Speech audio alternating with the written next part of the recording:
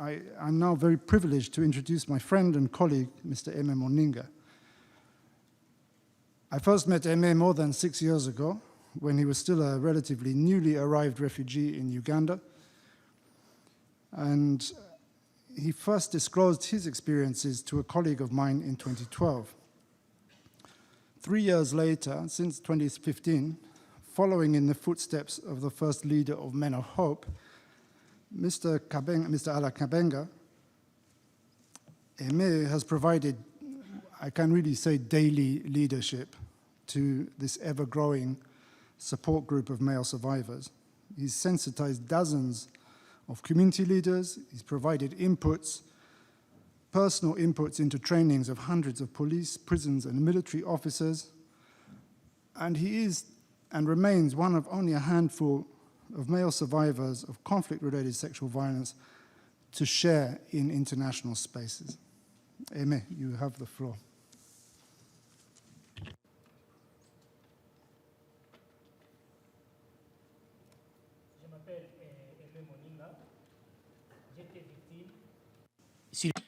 My name is Aimé Moninga, and I was a victim and survivor of sexual violence during the armed conflict in the Democratic Republic of the Congo. However, I stand before you as an activist to defend those who do not have a voice. Many men die in silence because they have lost their masculinity following sexual abuse, and they think that they no longer deserve to be called men. I am the president of an association, Men of Hope, in Uganda. I suffered loneliness, shame, and confusion over who I was after having been sexually abused. Like other men, I stayed silent for a long time through ignorance and through a lack of appropriate encouragement and advice. I was tortured by my own thoughts over the attitude of our community and our customs when it comes to sexual violence perpetrated against men for a long time, and I couldn't see any hope, any way of getting out of this. It was only later that I decided to escape and flee to Uganda, and there I registered as a refugee. By chance, I came across the Refugee Law Project, which was a first step towards solace before finding Men of Hope, where I found people who had similar experiences to my own, or even worse than my own.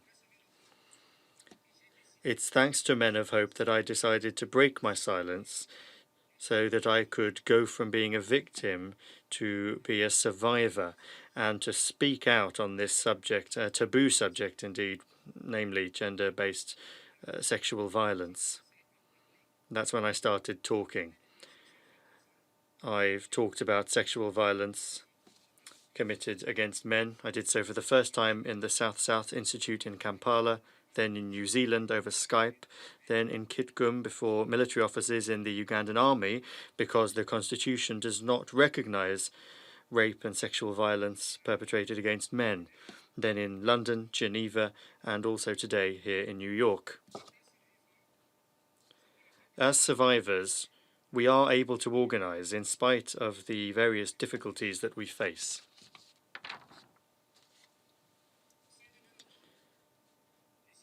In Men of Hope, the survivors of conflict-related sexual violence come from various different nationalities and from various different past and current conflicts. And these survivors have the following needs. 1. Justice. We want to see the perpetrators punished by the law.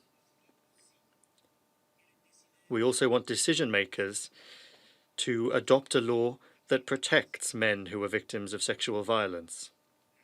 2. Peace. 3. Dignity. 4. Psychosocial support and mental and physical health care. 5. Funds to organize information and awareness raising sessions in different sectors in Kampala and in Uganda, and to be able to identify victims, which is our primary objective. 6. And finally, we also talk a lot about relocation into a third country, to a country where there are no acts of xenophobia, where there is no insecurity, rape, or the birth of unwanted children. This last solution is the best, and it's the most durable way to help people, survivors who are men, and to help them restore their rights and their responsibilities as parents, and finally to start a new life and ensure a better future for their children. This will give them new hope and allow them to heal once and for all. And I would like to take this opportunity offered by the 10th anniversary to tell you that me being here today is attributed to 300 men and boys, victims of sexual violence, who expect you to take action on their behalf. And finally, I would like to echo Ms. Bengura, who said, listen to the survivors, that's all well and good, but act when the time is right would be even better. And that is going to help ease the pain that we feel. Thank you.